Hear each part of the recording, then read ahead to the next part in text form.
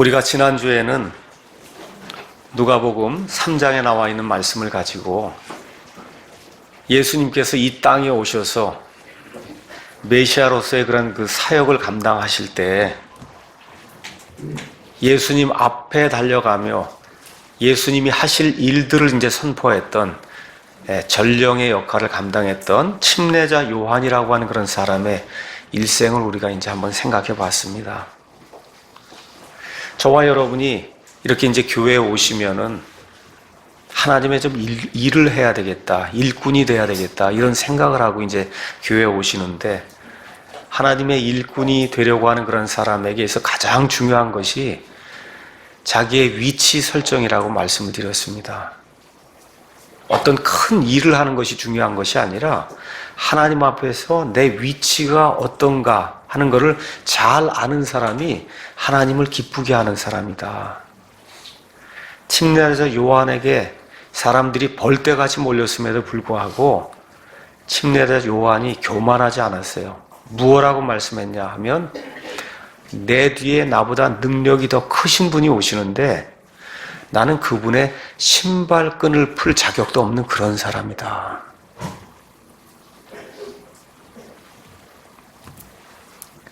침례자 요한의 그 전 삶은 예수 그리스도만을 높이는 그러한 삶이었다. 또 예수님의 사역이 무엇인가만을 알리는 그와 같은 일을 감당을 했다. 제가 그렇게 말씀을 드렸습니다. 그래서 침례자 요한이 선포한 예수님의 사역은 크게 두 가지로 나누어진다 말씀을 드렸습니다. 하나는 예수님께서 알곡으로 삼으실 자들을 성령님으로 침례를 주셔서 구원하시고 하나님의 아들, 딸로 삼으시는 이와 같은 사역을 하신다, 이렇게 말씀을 드렸습니다. 또 우리 하나님은 공의로운 분이기 때문에 하나님의 목적에 따라 삶을 살지 않은 하나님을 대적하고 산 그와 같은 사람들은 하나님이 껍질로 여기시고 그래서 펄펄 끓는 이 불호수 속에서 영원토록 불에 잠기게 하는 이 불침례를 주시는 그와 같은 사역을 우리 주님께서 하신다, 이렇게 이제 말씀을 드렸습니다. 그래서 침례자 요한은 자기의 위치를 정확하게 설정을 하고 예수님만 높이는 그런 삶을 살며 예수님이 하시는 그와 같은 그 사역의 본질이 무엇인가를 딱 두 가지로 요약을 해서 유대 백성에게 선포한 그런 내용을 우리가 이제 살펴봤습니다. 마지막으로 그는 이 모든 것을 정리해서 그분은 반드시 흥하여야 하고 나는 반드시 쇠하여야 한다라고 하는 놀라운 말씀을 우리에게 남겨주고 결국은 참수형을 당해서 자기의 모든 사역을 마치고 하나님께로 돌아가며 하나님의 신실한 종으로 살았다고 하는 그런 말씀을 제가 여러분에게 전달했습니다. 하나님의 뜻대로 살기 위해서 무엇인가 하나님의 일을 하기 위해서 저와 여러분이 지금 이 교회에 나와 있습니다. 여러분도 침례자 요한처럼 위치를 잘 설정하셨습니까? 섬김을 받는 것이 아니라 섬겨야 되겠다고 생각하셔야 되는 거예요. 예수님만 높여야 되겠다. 특히 이 목사가 높아지려고 하면 그러면 예수님이 낮아질 수밖에 없거든요. 예수님이 낮아지면 그러면 이 일은 예수님의 일이 아니라 내 일이 된다는 거예요. 그래서 내 자신의 위치를 정확하게 설정을 하고 예수님이 원하시는 그 사역, 성령 침례 사역과 불침례 사역, 이 두 가지를 우리가 완수할 그런 준비가 되어 있는가. 그리고 결국 우리의 모든 일생이 끝나게 될 때 정말 나는 예수님을 흥하게 하고 내 자신을 쇠하게 한 그런 사람입니다 하고 하나님 앞에 고백할 수 있는 그런 사람인가. 한번 이 아침에 다시 한번 생각해 보라고 제가 여러분에게 침례자 요한의 일생을 정리해서 말씀을 드렸습니다. 오늘은 누가복음 4장 1절에서 13절에 나와 있는 이 말씀을 여러분과 함께 이제 상고를 해보려고 합니다. 이 말씀은 우리가 예전에 교회 다닐 때 자주 듣던 그런 말씀 중에 하나입니다. 그래서 교회에 오래 다니신 분이라고 하면 예수님의 이 시험에 대해서 알지 못하는 분이 없을 정도로 많이 우리가 설교를 듣고 또 강해를 들었던 그런 말씀입니다. 오늘 다시 한번 저와 함께 성경 말씀 전체를 이렇게 찾아보면서 예수님이 왜 시험을 당하셨는가? 그래서 그리스도의 시험이라고 하는 그런 그 제목을 가지고 우리 인생에도 이와 같은 그 시험이 닥쳐올 때 어떻게 이런 시험들을 이길 수 있을까? 그래서 신학적인 관점에서 또 실제적인 그런 삶의 관점에서 누가복음 4장 1절에서 13절 말씀을 저와 여러분 이 시간 다시 한번 생각해보는 그런 좋은 계기를 갖게 되었으니까 우리가 한번 정신을 집중하고 하나님이 우리에게 주신 말씀을 한번 살펴보도록 그렇게 하겠습니다. 먼저 배경을 말씀드리겠습니다. 갈라디아서 4장 4절에 가서 보니까 때가 충만히 이르게 되었을 때 하나님께서 자기의 아들을 여자에게서 태어나게 하셨다. 창세기 3장 15절 가서 보시면 하나님께서 여자의 씨를 메시아로 주시겠다고 그렇게 말씀해 주셨어요. 그 말씀이 주어진 이후 약 4,000년이 지났을 때 우리 예수님께서 이 땅에 이제 태어나시고 그리고 한 30년쯤 지났을 때 우리 예수님이 이제 공생의 사역을 이제 시작을 하십니다.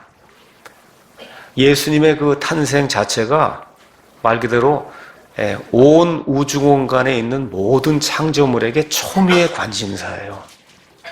그와 같은 일이 한 번도 없었어요. 하나님이 사람의 몸을 입고 이 땅에 태어난다 하는 그런 일은 말 그대로 하늘에 있는 모든 천사들에게도 초미의 관심사고 땅에 있는 모든 사람에게도 한 번 있는 그런 일로 모든 사람이 크게 관심을 가지고 있는 그런 일입니다. 그래서 그 예수님의 이 탄생 기록을 가서 보니까 많은 사람들이 관련 있는 많은 사람들이 나옵니다. 사가랴와 엘리사벳이 나옵니다. 사가랴와 엘리사벳에서 태어난 침례자 요한이 나옵니다. 또 시므온과 안나와 같이 메시아 또 메시아로 말미암은 이스라엘의 구속을 기다리는 그와 같은 사람들 이야기가 나옵니다. 예수님 탄생하게 될 때 들에 있던 그런 목자들이 나와서 예수님께 경배하는 그런 모습이 나오고 또 마태복음에 가서 보면 저 멀리 동방에서 별을 보고 그리고 이 예수님께 경배하러 왔던 그와 같은 지혜자들 이야기가 나오고 또 예수님의 탄생 이것이 천사들에게도 관련 있는 그런 일이 되면서 하나님이 가브리엘 천사를 보내서 이 천사가 예수님의 수태를 고지하는 그런 이야기도 나오고 또 목자들에게 이와 같은 그 소식이 전해지게 될 때 저 위에 있는 하늘의 천사들이 예수님 탄생을 축하하는 그와 같은 노래를 부르는 그런 일들도 나오게 됩니다. 자, 이러는 가운데 누가복음 3장 보시겠습니다. 누가복음 3장 21절 22절 가서 보시면 드디어 우리 예수님께서 침례자 요한에게 침례를 받는 그런 대목이 그 안에 기록이 되어 있습니다. 21절 가서 보니까 이제 온 백성이 침례를 받았을 때 예수님께서도 침례를 받으시고 기도하시는데 하늘이 열리며 성령님께서 몸의 형태로 비둘기같이 그분 위에 내려오시고 하늘로부터 한 음성이 나서 이르시되 너는 내 사랑하는 아들이라 내가 너를 매우 기뻐하노라 하시니라. 자, 사람들도 나오고 천사들도 나오고 또 누가 나와야 돼요? 아버지 하나님. 또 누가 나와야 돼요? 성령 하나님께서 나오시며 예수님 탄생과 예수님의 이 공생애와 관련이 돼서 말 그대로 온 천하 우주에 있는 모든 존재들이 다 나와서 예수님의 이 탄생과 그 다음에 공생의 사역에 관련된 그와 같은 일을 맡겨진 그와 같은 일들을 하나하나 행하는 것이 지금 성경에 기록이 되어 있습니다. 그래서 예수님께서 이제 요한에게서 침례를 받으시며 아버지 하나님께서 너는 내 사랑하는 아들이라고 하는 그런 사실을 다시 한번 확증을 해주시면서 드디어 이제 예수님의 공생애가 시작이 되는 그런 일이 안에 이제 기록이 되어 있습니다. 근데 아직 등장하지 않은 인물이 있어요. 그렇죠? 누가 등장하지 않았어요? 마귀가 등장하지 않았단 말이에요. 그렇죠? 이것은 예수님의 생애뿐만 아니라 우리 모든 사람에게도 마찬가지예요. 우리가 이 땅에 태어나서 하나님의 일을 감당하며 여기 살게 될 때 주변에 여러 사람들, 우리와 관련 있는 여러 사람들이 있어요. 또 누가 있어요? 아버지 하나님이 있어요. 아들 하나님이 있어요. 성령 하나님이 있어요. 또 누가 있어요? 마귀와 그의 천사들도 있다는 겁니다.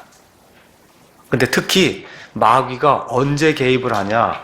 여기도 예수님이 공생애를 시작하시면서 특별히 하나님 아버지께서 모든 사람들에게 이 사람은 내 아들이다 라고 하며 이 모든 것들을 확증해 주시게 되면서 누가 나타나요? 마귀가 딱 나타난다 그 얘기죠.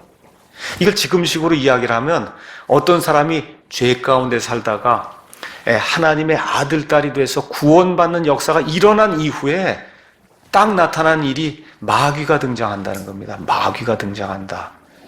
그래서 아버지 하나님, 아들 하나님, 성령 하나님, 그 다음에 좋은 천사들, 우리를 늘 보호해주는 그와 같은 천사들, 또 이와 같이 마귀와 그의 천사들, 주변에 있는 모든 사람들이 이렇게 어우러지면서 저와 여러분의 삶 속에 하나님의 역사가 이루어진다는 그런 사실을 기억하면서 우리 예수님도 이 땅에 참 하나님이요 참 사람으로 오셨기 때문에 저와 여러분 같은 사람이세요. 100% 사람이세요. 물론 100% 하나님이시면 100% 사람이기 때문에 마귀가 그분에게 등장을 해서 그래서 그분을 시험하는 그런 내용이 이 안에 기록되어 있다. 이걸 생각하면서 말씀을 보시면 좋을 것 같습니다. 4장 1절 가서 보니까 예수님께서 성령님으로 충만하여 요르단에서부터 이제 돌아오시고 성령에게 인도를 받아 광야로 들어가서 40일을 마귀에게 시험을 받으셨다. 지금 그렇게 지금 이야기하고 있습니다. 성령님으로 충만했다. 저와 여러분도 성령님으로 충만해야 된다고 에베소서 말씀이 우리에게 이야기를 해주고 있습니다. 술 취하지 말라. 거기에는 과도함이 있나니 오직 성령의 충만함을 받으라고 성경이 우리에게 이야기하고 있습니다. 근데 예수님의 성령 충만과 저와 여러분의 성령 충만은 기본적으로 조금 다릅니다. 요한복음 3장 34절 가서 보니까 아버지 하나님께서 우리 예수님에게는 성령님을 한량 없이 주신다 그랬어요. 그러니까 우리 예수님의 성령 충만은 말 그대로 무한정의 성령 충만이에요. 근데 저와 여러분의 성령 충만은 저와 여러분이 우리 본인 자신의 욕심을 취하기 위해서 하나님의 것을 거부하게 되면 성령 충만의 양이 줄어들게 됩니다. 그래서 어떻게 해요? 계속해서 성령 충만을 받으라고 성경이 이야기를 하고 있습니다. 자, 무한대로 이 성령님이 거하시는 그 예수님께서 성령님의 인도를 받아 광야로 들어가셔서 시험을 받으셨다. 성경이 그렇게 이야기를 하고 있습니다. 성령님의 인도를 받아 광야로 들어가셔서 시험을 받으셨다는 거예요. 그러니까 저와 여러분처럼 어떤 인간의 욕정 때문에 시험을 받으신 것이 아니라 성령님의 인도를 받아 하나님의 뜻을 이루기 위해서 그래서 광야로 들어가셔서 시험을 받으신 그 내용이 그 안에 기록이 되어 있습니다. 얼마 동안 받으셨느냐? 40일 동안 받으셨다. 어떤 분이 40일 동안 3가지만 받으셨습니까? 저와 여러분이 이런 것들은 조금 좀 생각을 하셔야 돼요. 40일 동안 굶주리고 물도 드시지 않고 하면 말 그대로 시험이 여러 종류가 많이 왔을 거예요. 그런데 지금 하나님은 그 시험의 모든 것을 통틀어서 3가지로 지금 요약을 하고 계시다. 이렇게 생각하는 것이 올바를 겁니다. 자, 그렇죠? 그래서 여러 가지 시험 40일 동안 받으셨는데 그 중에 이 3가지를 하나님이 기록하도록 그렇게 말씀하셨습니다. 또 어떤 분이 이제 그렇게 이야기해요. 예수님이 유대인 제자들에게 기도하는 것을 가르쳐 주면서 무엇라 기도하라고 말씀하셨냐면 우리를 인도하사 시험에 들지 말게 하옵소서 이렇게 아버지 하나님께 기도하라고 예수님이 가르쳐 주셨는데 왜 예수님은 시험을 받으셨냐? 이런 질문이 우리에게 당연히 나와야 되는 거예요. 그렇죠? 시험에 들지 않도록 우리를 좀 인도해 달라고 너희는 그렇게 기도해라 예수님이 그렇게 말씀하시고는 왜 지금 예수님은 몸소 지금 시험을 당하시는가? 몇 가지 그 이유를 먼저 말씀을 드리고 그 다음에 그 시험의 본질을 우리가 살펴보도록 하겠습니다. 먼저 히브리서 4장 15절 말씀 가서 보겠습니다. 예수님이 시험 당하신 그 이유에 대해 성경 말씀이 우리에게 주석을 해주고 있습니다. 4장 15절 가서 보니까 우리에게 계신 대제사장, 다시 말씀드려 우리에게 계신 우리의 구원자 예수님은 우리의 연약함의 감정을 몸소 느끼지 못하시는 분이 아니요. 이거를 직역을 할 것 같으면 우리가 너무 어려울 때 우리의 연약함을 가지고 와서 예수님 이렇게 딱 타치할 때, 이렇게 딱 손을 댈 때, 우리가 너무 연약하게 이렇게 손을 댈 때 이게 감각이 없을 정도로 탁 되거든요. 그런데 그거를 느끼지 못하는 분이 아니라는 거예요. 그러니까 저와 여러분이 아무리 어렵고 힘이 들고 나약하고 그 다음에 연약해도 이걸 갖다 연약함을 가면서 탁 예수님께 손을 댈 때 예수님이 그걸 직접 느끼실 수 있는 그런 분이라는 거예요. 왜 그러냐? 모든 점에서 우리가 똑같이 시험을 받으셨을 때 죄는 없으신 그런 분이기 때문이다. 그러니까 예수님이 저와 여러분이 당하는 그런 시험을 그거를 알지 못하는 그런 분이면 어떻게 우리의 시험을 우리가 가서 이야기하게 될 때 예수님이 그 문제를 해결해 주실 수 있느냐, 지금 그런 이야기를 하는 거예요. 또 어떤 분이 그렇게 얘기를 해요. 예수님은 장가가지 않으셨는데 장가간 이후에 이 결혼 생활하면 시험이 얼마나 많습니까? 이 시험을 예수님이 어떻게 다 이기시고 경험도 못하신 분이 알 수가 있습니까? 그렇죠? 예수님은 박사학위 이런 거 한 적도 없는데 박사나 뭐 이런 거 하려면 엄청나게 어렵고 시험이 많은데 예수님이 그걸 다 어떻게 아십니까? 다시 한번 제가 말씀드릴게요. 여기도 모든 점에서 우리가 똑같이 시험을 받으셨다 하는 그 내용이 모든 점, 여기 지금 누가복음 4장에 나와 있는 세 가지 시험으로 요약이 되는 거예요. 우리 인간이 당하는 그런 시험은, 모든 점에서 당하는 그런 시험은 여기 지금 누가복음 4장 거기 나와 있는 세 가지 시험으로 크게 요약이 된다. 그렇게 저와 여러분이 이제 이해하시면 됩니다. 자, 히브리서 그대로 두시고 그 옆에 히브리서 2장 18절 가서 보니까 예수님이 왜 또 시험을 당하셨냐? 그분께서 친히 시험을 받아 고난을 당하셨은즉 시험 받는 자들을 능히 구조하실 수 있느니라. 여러분, 우리 구원투수라고 야구를 하는데 지금 지고 있어요. 그럼 누가 등장해요? 구원투수가 등장하잖아요. 그렇죠? 구원투수가 어떤 사람이 구원을 잘 할 수 있어요? 그 팀을. 지금 이거 어려운 시험을 당하는 그 일을 많이 당해본 구원투수가 결국 그 팀을 구원할 수 있는 거거든요. 그러니까 우리 예수님께서 이와 같은 시험을 친히 당하심으로 말미암아 능히 우리를 구원하실 수 있는 그런 구원자가 되셨다. 지금 성경이 우리에게 그렇게 이야기하고 있습니다. 그래서 여기 나와 있는, 누가복음에 나와 있는 이 세 가지 시험은 아담 이래로 이 땅에 태어난 모든 사람이 공통적으로 당하는 그런 시험이라고 성경이 우리에게 이야기하고 있습니다. 이 시험, 우리 한번 가서 창세기 3장에 나와 있습니다. 창세기 3장 6절에 나와 있는 말씀을 저와 여러분이 한번 잠깐 보겠습니다. 이 땅에 태어난 모든 사람은 기본적으로 이 세 가지 시험을 받게 돼 있고, 아담 이래로 모든 사람이 이 세 가지 시험 때문에 결국은 타락하고 하나님을 믿지 않는다고 성경이 우리에게 이야기하고 있습니다. 제가 읽어보겠습니다. 3장 6절에 여자가 보니 그 나무가 먹기에 좋고, 지금 먹는 문제가 나오는 거예요. 이게 뭐예요? 육신의 정욕이다. 지금 성경이 그렇게 이야기하는 겁니다. 둘째, 눈으로 보기에 아름다우며, 뭐예요? 안목의 정욕이에요. 사람이 당하는 그런 시험, 첫째는 육신의 정욕이고, 둘째는 눈으로 보는 것 때문에 사람이 욕심에 빠지게 된다. 셋째, 사람을 지혜롭게 할 만큼 탐스러운 그런 나무였다. 다시 말씀드려, 인생의 자랑의 문제가 여기 나오는 거예요.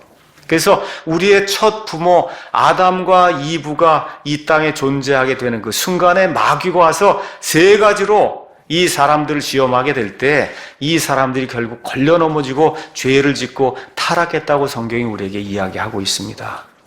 이 말씀을 그대로 두시고 우리 요한일서 2장으로 넘어가서 잠깐 말씀을 보도록 하겠습니다.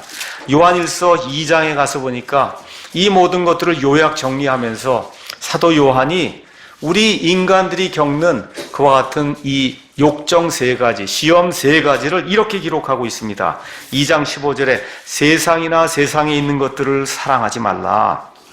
어떤 사람이 세상을 사랑하면 아버지의 사랑이 그 속에 있지 아니하니, 세상에 있는 모든 것, 인간이 겪는 모든 어려움, 시험 이런 것들을 세 가지로 요약을 하면, 첫째, 육신의 정욕과 안목의 정욕과 인생의 자랑이다. 근데 이 세 가지는 아버지에게서 나지 아니하고 세상에서 나느니라. 그래서 첫사람 아담과 이브가 걸려 넘어지게 된 그와 같은 그 시험 요약을 하면 육신의 정욕, 안목의 정욕, 그 다음에 인생의 자랑. 아담 이후에 모든 사람들을 걸려 넘어지게 한 그 세 가지 시험, 다시 요약 정리합니다. 육신의 정욕, 그 다음에 안목의 정욕, 인생의 자랑. 그렇죠? 자, 우리 예수님이 왜 오셨어요? 첫 아담이 망쳐놓은 그 일을 회복시키기 위해서 우리 예수님이 이 땅에 오셨어요. 자, 이때 또 누가 등장해요? 마귀가 등장해요. 그래서 뭘로 유혹해요? 첫 아담이 에덴 동산에 존재하게 될 때 그 아담을 넘어뜨렸던 똑같은 방법, 이 세 가지를 가지고 지금 예수님에게 지금 나타나서 예수님을 넘어뜨리려고 하는 그런 내용이 지금 누가복음에 기록이 된 거예요. 그래서 우리 예수님이 이 시험을 이기셔야 둘째 아담으로서 하나님의 일을 마땅히 감당할 수 있을 뿐만 아니라 또한 아까 우리 히브리서에서 우리가 살펴본 것처럼 예수님이 능히 우리를 구원하시기 위해서, 우리가 사는 가운데 시험 당할 때 우리를 구주하시기 위해서는 예수님이 친히 시험을 당하시고 인간의 어려움이 무엇인가를 직접 아셔야만 우리를 구원하실 수 있는 그와 같은 구원자가 되시고, 우리가 시험을 당할 때 예수님 앞에 간구하게 될 때 우리에게 계신 그 대제사장이 우리의 연약함의 감정을 몸소 느끼시며 우리를 위해서 구주해 주실 수 있는 그런 분이 되시기 때문에 지금 누가복음 이 4장에 이 말씀이 기록이 되면서, 그래서 둘째 아담으로서의 사역을 시작하게 될 때 첫째 아담이 걸려 넘어졌던 이와 같은 인간의 모든 시험을 우리 예수님이 직접 이기시고, 그래서 구원자로서 구원 사역을 시작하신 그런 내용이 지금 이 안에 기록된 것을 보시며 저와 여러분이 이것을 살펴보시면 도움이 될 겁니다. 자, 첫째 시험을 가서 살펴보도록 하겠습니다. 첫째 시험은 3절에서 4절에 나옵니다. 마귀가 그분께 이르되 내가 만일 하나님의 아들이거든 이 돌에게 명령하여 그것이 빵이 되게 하라 하니, 예수님께서 그에게 응답하여 이르시되 기록된 바 사람이 빵으로만 살 것이 아니요 하나님의 모든 말씀으로 살 것이라 하였느니라 하시더라. 이렇게 기록이 되어 있습니다. 이 첫째 시험은 아까 말씀드린 대로 육신의 정욕을 통한 그런 시험이에요. 우리가 살다 보면 육신의 필요가 있거든요. 이러한 그 필요를 통해서 마귀가 우리를 시험에 빠뜨린다. 지금 성경이 우리에게 그렇게 이야기하고 있는 겁니다. 그 빠뜨리는 방법이 뭐냐? 마귀가 하나님의 말씀에 의심을 품도록 그렇게 우리를 만든다는 거예요. 마귀가 예수님이 하나님의 아들인 것을 압니까? 모릅니까? 알잖아요. 그렇죠? 예수님이 이 땅에 오셨을 때 예수님이 하나님의 아들이신 걸 마귀와 마귀의 쫄자들이, 마귀들이 가장 먼저 알았고 가장 정확하게 알았어요. 마귀가 지금 나타나서 의심을 품게 만드는 거예요. 내가 하나님의 아들이거든. 그렇게 이야기하는 겁니다. 창세기에서도 하나님이 아담과 이브에게 동산에서 나는 그 모든 열매 먹어도, 이거 다 먹어도 되는데 뭐만 먹지 말라 그랬어요. 선과 악을 알게 하는 그 나무 열매는 먹지 말라고 하나님이 말씀했는데 뭐라고 얘기해요? 하나님이 정말 그렇게 말씀하셨느냐? 말씀하셨습니까? 하지 않으셨습니까? 분명히 말씀하셨는데, 하셨는데도 불구하고 의심을 하도록 의심을 우리 안에서 조장을 한다는 거예요. 저와 여러분이 구원받으면 너 정말 구원받은 사람 맞아? 그렇게 얘기한다는 거예요. 너 정말 구원받은 사람이 맞아? 근데 내 행위가 왜 이렇게 악하냐? 그렇게 이야기하면서 우리 안에 우리 스스로 의심을 품도록 마귀가 의심 작전을 가지고 사람을 유혹한다고 성경이 우리에게 이야기하고 있습니다. 그 이후에 뭐라고 이야기하느냐? 여기 이 돌이 있는데 이 돌을 가지고 빵을 만들어서 그걸 가지고 먹으면 그러면 내 육신의 모든 문제가 해결이 되지 않겠느냐. 지금 그렇게 이야기하는 거예요. 제가 한번 여쭤보겠습니다. 예수님이 온 천하 우주 만물을 만든 하나님이세요. 말씀으로 모든 것을 아무것도 없는 무에서 유로 만드신 분이에요. 여기 지금 돌이 있습니다. 이 돌덩어리를 가지고 예수님이 빵을 만드는 거 하실 수 있습니까? 없습니까? 하실 수 있어요, 없어요? 있어요. 예수님이 하실 수 있어요. 그런데 하면 됩니까, 안 됩니까? 돼요, 안 돼요? 안 돼요. 지금은 안 되는 때예요. 지금은 둘째 아담으로 이 땅에 오셔서 모든 인류가 겪고 있는 이 육신의 정욕의 문제를 하나님의 말씀으로 이길 수 있다는 것을 우리 예수님이 보여주시며 이 모든 것을 저 위에 있는 천사들과 그렇죠. 마귀의 악한 천사들에게 모든 걸 지금 데몬스트레이션에서 보여주며 아버지 하나님의 뜻을 따라 내가 모든 것을 행하는 그런 존재다라고 하는 것을 지금 입증해야 될 그런 때예요. 그래서 예수님이 하실 수 있음에도 불구하고 지금 그 일을 하는 것은 하나님의 뜻이 아니라 그 얘기입니다. 저와 여러분이 사는 가운데 예수님 믿은 그런 사람으로서 이런 것을 해도 아무 문제가 없는 그런 일이 있어요. 근데 뭐가 중요하냐? 타이밍, 시간이 중요하다는 거야. 해도 될 때가 있고 해서는 안 될 때가 있다는 겁니다. 우리 예수님께서 유대 광야에서 빵 5개와 그 다음에 물고기 2마리를 가지고 5,000명을 먹이셨어요.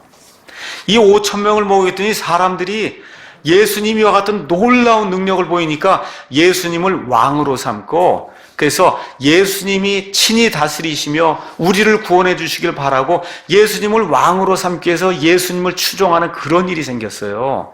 예수님이 그걸 허락하십니까? 허락하지 않으십니까? 허락하지 않으세요. 왜 그래요? 예수님이 메시아로서 이 유대 왕국을 다스리고 온 땅을 다스리는 일은 예수님 재림하실 때 이루어지는 일이에요. 맞습니까? 예수님이 하실 수 있음에도 불구하고 예수님이 초림하셨을 때 그 일을 행하는 것은 하나님의 뜻이 아니다 그 얘기입니다. 하지 못해서 안 하신 것이 아니라 하실 수 있음에도 불구하고 그것은 하나님의 뜻이 아니다 그 얘기예요. 지금 저와 여러분이 이런 것들을 보시면서 마귀가 많은 경우에 우리가 해도 좋은 게 있어요. 이것을 해서는 안 될 때 하라고 이야기하면서 저와 여러분을 시험 속에 집어넣는다. 이런 것들 저와 여러분이 기억을 하셔야 됩니다. 이와 같은 일이 생길 때 이 마귀를 퇴치할 수 있는 유일한 방법, 하나님이 가르쳐주신 그 방법은 무엇이냐? 기록된 바 성경 말씀이 무엇라고 이야기하느냐? 사람이 빵으로만 살 것이 아니요 하나님의 모든 말씀으로 살 것이라 하지 아니하였느냐 말씀하시면서 육신의 정욕의 문제를 가지고 와서 마귀가 우리를 시험할 때 그것을 이길 수 있는 유일한 방법은 여기 신명기 6장, 신명기 8장 3절에 나와 있는 말씀을 우리 예수님께서 직접 인용하시면서 사람이 빵으로만 살 것이 아니요 하나님의 입에서 나오는 모든 말씀으로 살 것이라고 하나님이 말씀해 주셨기 때문에 내 육신의 정욕의 문제는 하나님의 말씀으로 내가 퇴치해야 되겠다 이렇게 생각하시고 하나님의 말씀을 많이 연구하시고 저와 여러분의 마음속에 하나님의 말씀을 숨겨둘 때 이와 같은 어려움을 이길 수 있다고 예수님이 친히 본을 보여주신 것입니다. 여기 가서 보니까 기록된 바 이렇게 기록이 되어 있어요. 영어로 It is written 이렇게 되어 있어요. 옛날에 기록됐던 그게 얘기가 아니라 옛날에 1500년 전에 예수님 오시기 1500년 전에 모세가 자필 원본 하나님의 말씀을 직접 이렇게 기록한 건 자필 원본이에요. 자필 원본 다 사라져서 없습니다. 지금 예수님이 가지고 있는 그 자필 원본을 복사해서 기록한 사본만 이 안에 가지고 있는데 예수님이 기록된 바 말씀하신 것은 모세가 처음에 기록했던 그 말씀 그대로가 지금 이 시간에도 그대로 남아있다는 거예요. 한 글자도 빠짐이 없이 한 획도 한 점도 빠짐이 없이 처음에 기록된 그대로 지금 이 시간에도 남아있다 그 말씀하시는 겁니다. 그렇기 때문에 하나님의 모든 말씀으로 살 수 있다고 이야기하는 거예요. 이걸 개역성경은 무엇라고 기록했냐? 개역성경으로 가서 4장 4절 가서 보시면 예수님께서 그에게 응답하여 이르시되 기록된 바 사람이 떡으로만 살 것이 아니라 하였느니라 하시더라 이렇게 기록이 되어 있어요. 뭐 떡과 빵은 우리가 이해해 줄 수 있는데 그 다음에 뭐가 빠졌어요? 다시 한번 제가 읽어볼게요. 사람이 떡으로만 살 것이 아니라 하였느니라 하시더라. 이렇게 기록이 되어 있습니다. NIV도 이렇게 기록이 되어 있어요. NASB도 이렇게 기록이 되어 있어요. 킹제임스 성경을 제외한 모든 성경엔 뭐가 빠져 있어요? 하나님의 모든 말씀이 빠져 있단 말이에요. 하나님의 모든 말씀이 육신의 정욕을 이길 수 있는 유일한 해결책 아닙니까? 맞습니까? 예, 그 해결책이 빠져 있으면 말 그대로 핵심이 빠져 있는 거예요.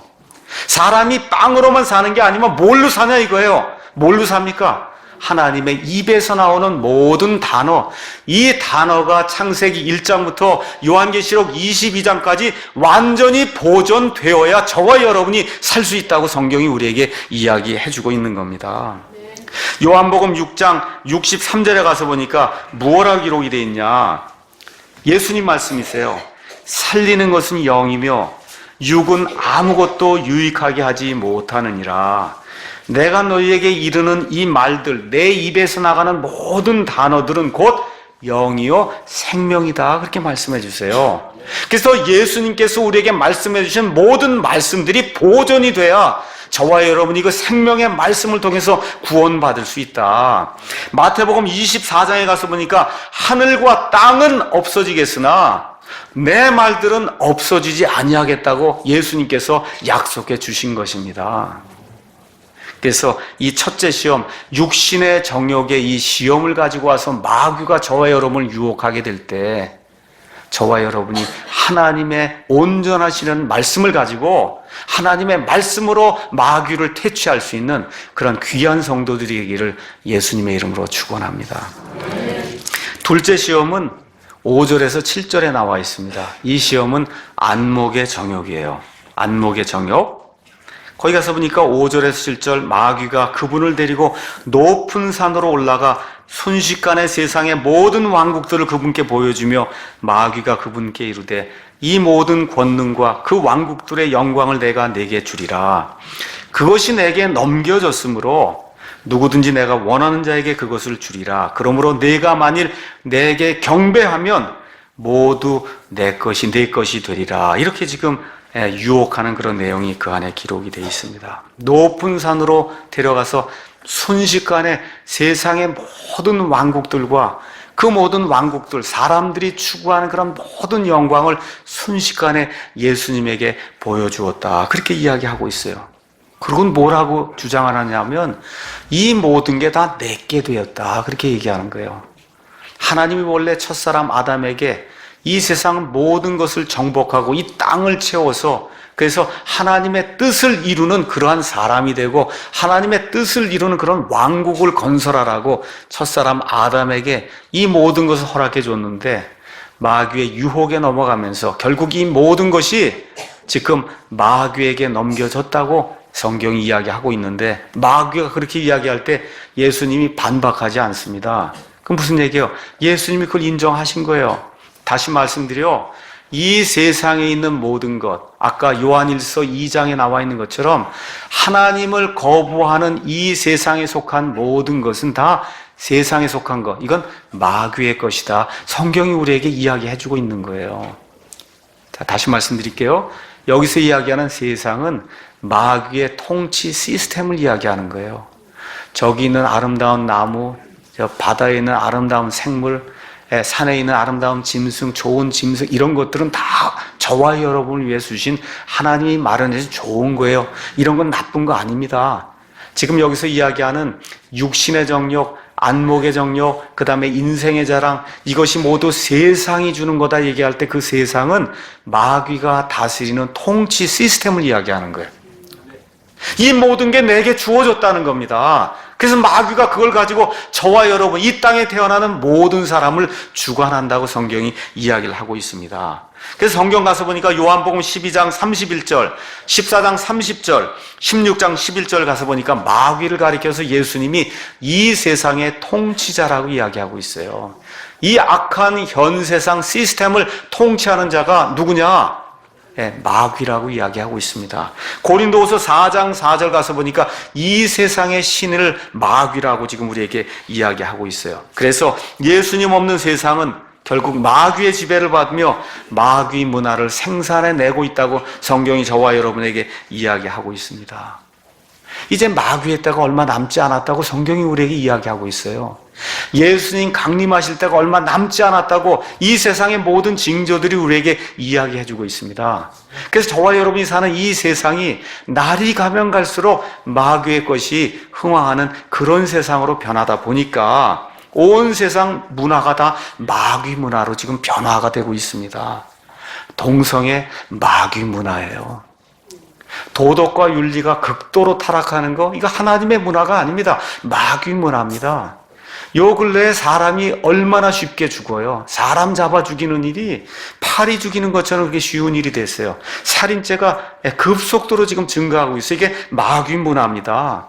사람들이 결혼한 이후에 곧바로 이혼을 하고, 이 나쁜 일이 특히 우리 한국에서 OECD 모든 국가 중에 가장 급속도로 이런 일들이 진행이 되고 있습니다. 이게 뭐예요? 마귀 문화입니다. 종교가 통합이 돼요. 모든 게 다 같은 신 마귀를 섬기고 있기 때문에, 그래서 이 종교를 간다 저 종교를 간다 결국 다 우리가 다 같이 구원받는다. 이게 다 마귀 종교입니다. 그렇죠? 사탄을 숭배하는 그런 일이 버젓이 공공연하게 유튜브 동영상이나 영화나 이런 거 광고 나온 거 보면, 야, 저렇게 사악한 일을 사람들이 눈 하나 깜짝 안 하고 지금 하고 있구나. 왜 그래요? 마귀의 때가 얼마 남지 않았기 때문에 지금 마귀가 발악을 하면서 마지막 때의 마귀 문화를 급속도로 지금 생산해내고 있는 이런 시대에 저와 여러분이 살고 있는 겁니다. 마귀가 뭐라 그래요? 이 모든 세상의 모든 영광과 아름다움과 권력, 이 모든 것을 내가 내게 주겠다. 여러분, 예수님이 재림하시면 이 세상 모든 나라를 통치하시고 이 세상 모든 것이 예수 그리스도의 것이 되는 거 여러분 믿으십니까? 맞습니다. 계시록 11장 15절 가서 보니까 7째 나팔이 끝난 이후에 7년 환란기가 끝난 이후에 이 세상 모든 왕국들이 그리스도의 왕국이 된다. 성경이 그렇게 이야기하고 있습니다. 근데 예수님 초림 때는 그 일이 이루어져야 돼? 안 이루어져요? 안 이루어져야 되는 거예요. 지금 마귀가 또 예수님이 마땅히 받아야 될 그 일들은 원래 언제 받아야 돼요? 재림 때 받아야 될 그 일들을 지금 예수님 초림할 때 지금 가지고 와서는 내가 이 모든 왕국을 다스릴 그런 사람이 될 수 있다고 예수님을 지금 시험하는 겁니다.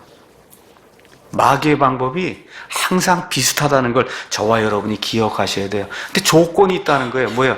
내게 경배를 하면 그렇게 하겠다는 겁니다. 여러분, 이 세상의 많은 왕들과 또 이 세상에 지금 인기를 누리고 있는 많은 연예인들이 자기 몸을 마귀에게 팔아서 마귀로부터 영광을 지금 받고 권력을 차지하고 있다는 그런 사실 여러분과 제가 이해하셔야 돼요. 뭐 우리나라 대통령이 그렇다 그런 얘기를 하는 것이 아니라, 많은 세상의 권력자들이, 많은 세상의 인기 연예인들이 그냥 내 자신을 마귀에게 내어주고 마귀만을 섬기겠습니다라고 그렇게 작정을 한 가운데 마귀에게서 권력을 받아 온 세상을 통치하고 마귀에게서 이와 같은 영광을 받아서 사람들의 지금 인기를 누리고 있다는 사실, 저와 여러분이 인터넷 조금만 찾아보시면 금세 알 수 있는 겁니다. 그래서 세상을 사랑하는 것은 마귀 숭배라고 성경이 우리에게 이야기해주고 있어요. 예수님 지금 고난 당하셨습니까? 고난 당하지 않으셨습니까? 아직 3년 반 있어서 십자가에서 고난을 당한 그 이후에 예수님이 영광 받는 거예요. 맞습니까, 여러분? 지금 마귀가 뭐라 그래요? 고난 받지 말고 일단 영광 먼저 받으라고 이야기하는 거예요. 우리 예수님이 안 된다고 하는 겁니다. 우리 기독교는 먼저 고난, 그 이후에 영광이 있는 거예요. 맞습니까, 여러분? 마귀가 와서 우리에게 속삭이는 것은 먼저 고난 당하지 말고 먼저 영광을 취하라고 하는 거거든요. 우리 예수님이 안 된다고 말씀하시는 겁니다. 먼저 갈보리 십자가 고난의 길을 겪은 이후에, 그 이후에 우리 예수님께서 부활하고 승천하셔서 하나님의 왕좌 오른편에 앉으시며, 그리고 결국 재림하시게 될 때 우리 예수님이 영광을 모든 사람들에게서 받는다고 성경이 우리에게 이야기하고 있습니다. 우리 인생도 마찬가지예요. 저와 여러분이 젊을 때 매를 맞는 게 좋다, 그 얘기하는 게 다 맞는 얘기입니다.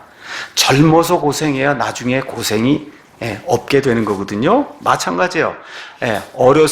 젊었을 때 열심히 공부하고, 특히 이 신학원 해서 무언가 더 목회 사역을 해야 되겠다. 언제 열심히 해야 돼요? 지금 하는 이 순간에 열심히 책을 읽고 공부하고 내 자신의 인격을 이렇게 함양을 시켜야 되겠다고 열심히 노력해야 나중에 목회자로서 성공을 할 수 있는 겁니다. 디모데후서 4장 7절 8절 가서 보니까 사도 바울이 자기의 모든 사역을 마치면서 디모데에게 무엇라고 이야기하느냐? 내가 선한 싸움을 싸우고 나의 갈 길을 다 마치고 그 다음에 믿음을 지켰은즉, 먼저 뭐야? 먼저 고난을 당하고 예수님 때문에 희생을 다하고 이거 모든 걸 다 했은즉 이후로는 나를 위하여 의의 왕관이 예비가 되어 있다. 예수님이 내게 직접 주실 그와 같은 의의 왕관이 어떻게 예비가 되느냐?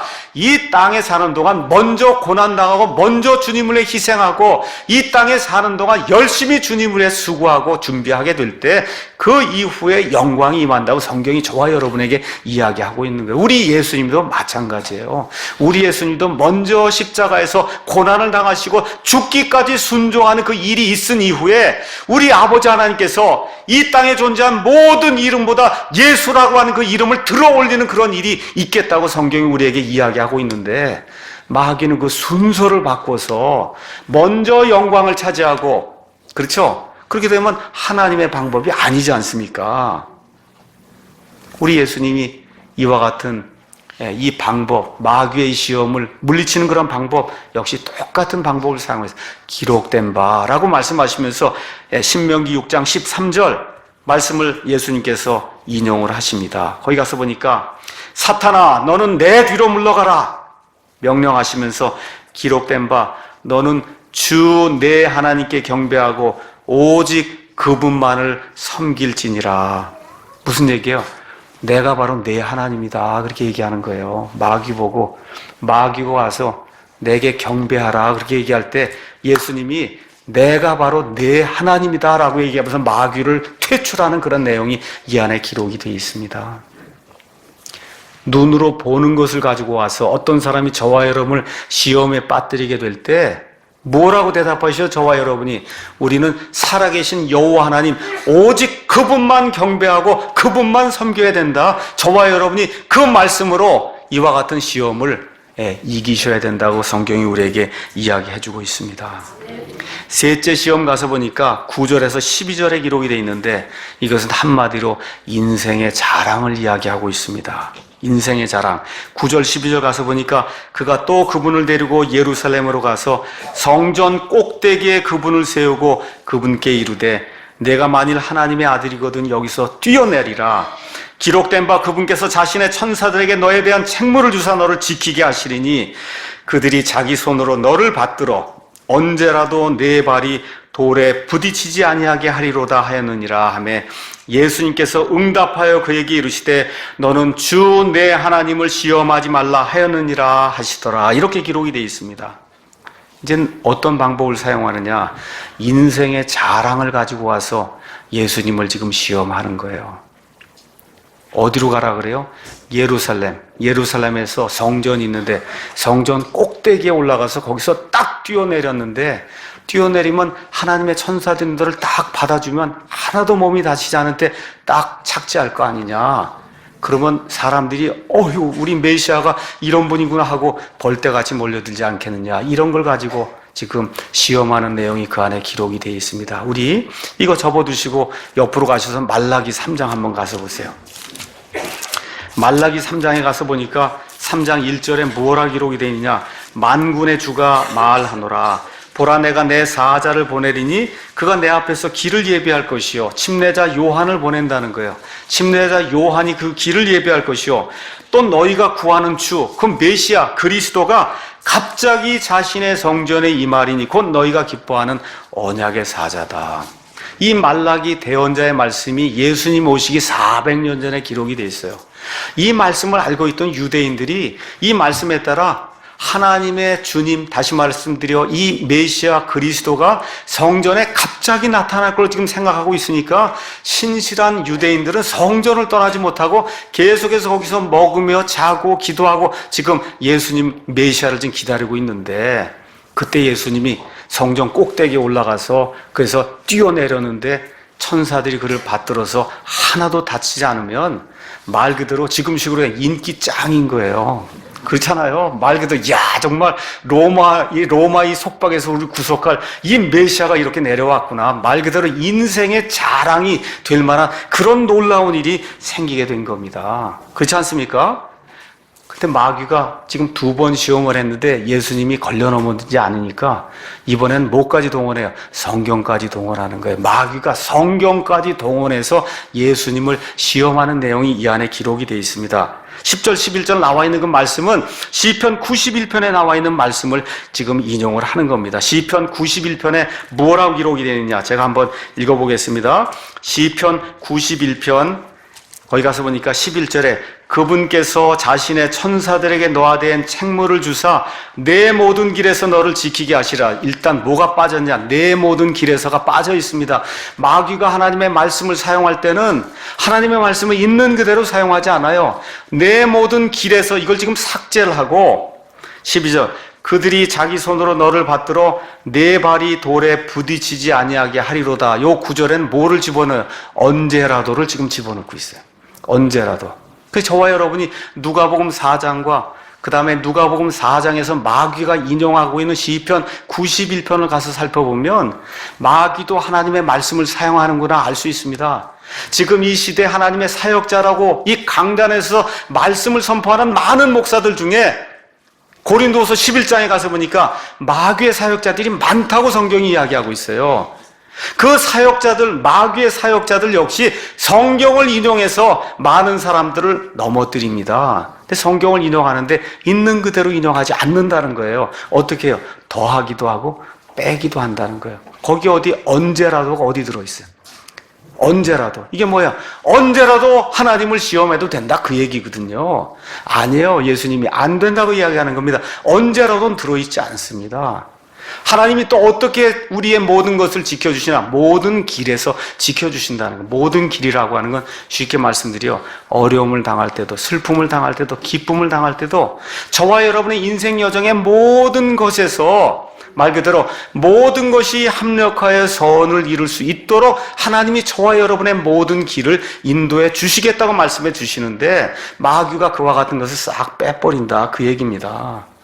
심지어 슬픔 가운데서도 고통 가운데서도 이번 주 우리 유구미 자매 어머님이 돌아가셨어요. 그 자매님 얼마나 슬프겠습니까? 그렇죠? 그 모든 길에서도 하나님이 지키고 인도해 주시겠다는 거예요. 우리 강경인 자매 이번 주에 갑상선 암 수술을 받았어요. 그 어려움 속에서도 하나님이 지켜주시겠다는 겁니다. 그래서 있는 그대로 하나님의 말씀을 가감하지 않고 선포하는 것이 하나님의 방법이요 하나님의 사역자가 해야 될 그런 일인데 마귀도 하나님의 말씀을 사용을 하면서 거기서 중요한 것 빼기도 하고 중요한 것 더하기도 해서 자기가 이루고자 하는 목적을 위해서 하나님의 말씀을 사용을 한다. 성경이 우리에게 이야기하고 있는 겁니다. 그래서 이단들의 특징이 뭐냐? 다 성경을 사용해요. 특징이 뭐야? 성경을 왜곡한다고 이 하나님의 말씀이 우리에게 이야기해주고 베드로서 3장 15절 16절 가서 보니까 결국 이렇게 하나님의 말씀을 왜곡하는 자들이 파멸에 이르게 된다고 성경이 우리에게 경고해주고 있습니다. 예수님이 어떻게 이 시험을 이기시느냐? 신명기 6장 16절 말씀을 예수님께서 인용하시면서 너는 주 내 하나님을 시험하지 말라고 이야기하세요. 마귀 보고 뭐라 그래요? 내가 내 주 하나님인데 나를 시험하지 말라고 지금 마귀에게 예수님이 직통 이런 선언을 하시면서 이 시험을 이기시는 그런 내용이 이 안에 기록이 되어 있습니다. 자, 시험하는 게 뭔가 하면 여러분에게 잠깐 말씀드릴게요. 시험하는 게 뭐냐? 시험. 하나님의 속성에 반대가 되는 것을 간구하는 것이 그것이 시험하는 거예요. 하나님, 거짓말을 해서라도 제가 어떻게 하든지 이거 성공하고 싶습니다. 예를 들어 시험을 봐야 돼요. 하나님, 우리가 컨닝을 해서라도 제가 이걸 어떻게 하든지 통과를 해야 되겠습니다. 이게 뭐예요? 하나님 시험하는 거예요. 하나님 시험하는 거예요.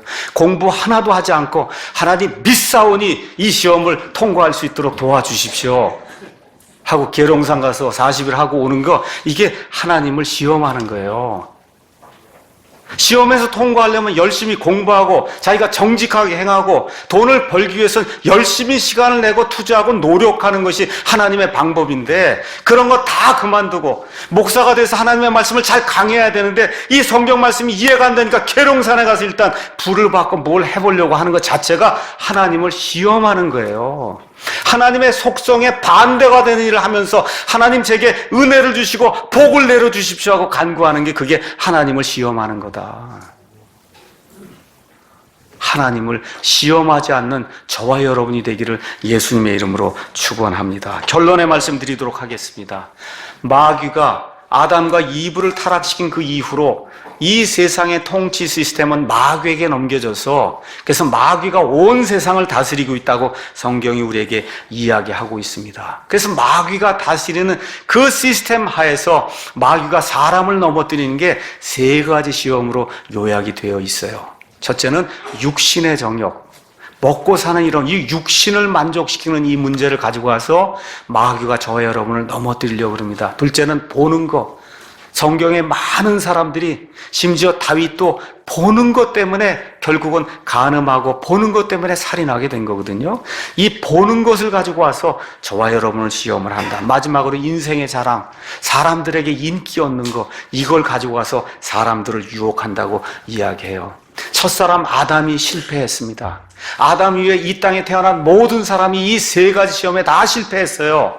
둘째 아담으로 오신 예수님께서 저와 여러분에게 실패의 문제를 해결하시기 위해서 온전히 사람으로서 이 모든 시험을 다 당하셨으되 죄는 없으시고 이 시험들을 이기심으로 말미암아 저와 여러분이 육신의 정욕과 안목의 정욕과 인생의 자랑의 이 시험을 당하게 될 때 예수님 앞에 나아가서 하나님의 말씀으로 이길 수 있음을 하나님께서 보여주시기 위해서 그래서 친히 몸소 이와 같은 시험들을 당하시고 이기셨다고 성경이 우리에게 이야기해주고 있습니다. 결국은 뭐냐? 말씀으로 무장해야만 이 모든 것을 이길 수 있다는 겁니다. 하나님이 우리에게 이 일을 위해서 완전히 보존이 되어 있는 하나님의 온전한 말씀을 우리 손에 지금 이 시간 들려주셨습니다. 믿습니까, 여러분? 예. 그래서 이 사람이 빵으로만 사는 것이 아니라 하나님의 입에서 나오는 모든 말씀으로 살며 여기 나와 있는 육신의 정욕과 안목의 정욕과 인생의 자랑을 오직 하나님이 기록해 주신 이 하나님의 말씀으로 이길 수 있도록 하나님이 이 모든 것들을 우리에게 준비해 주셨습니다. 그래서 이 말씀 붙들고 특별히 이 모든 시험을 몸소 체험하시고 이 모든 것들을 우리를 위해서 이미 이겨놓으신 우리 주님께 은혜를 받기 위해서 그 은혜의 왕좌 앞에 우리가 계속해서 그냥 열려있는 거예요. 그것이 중간에 그 제사장이 없어요. 직통으로 지금 열려있는 그분께 저와 여러분이 최선을 다해서 우리의 것을 가지고 달려가서 예수님께 간구할 때 그 예수님께서 시험들을 이기신 그 예수님께서 저와 여러분의 이 모든 시험들을 이길 수 있도록 은혜를 주시고 평강을 주실 줄로 확신합니다. 기도하겠습니다.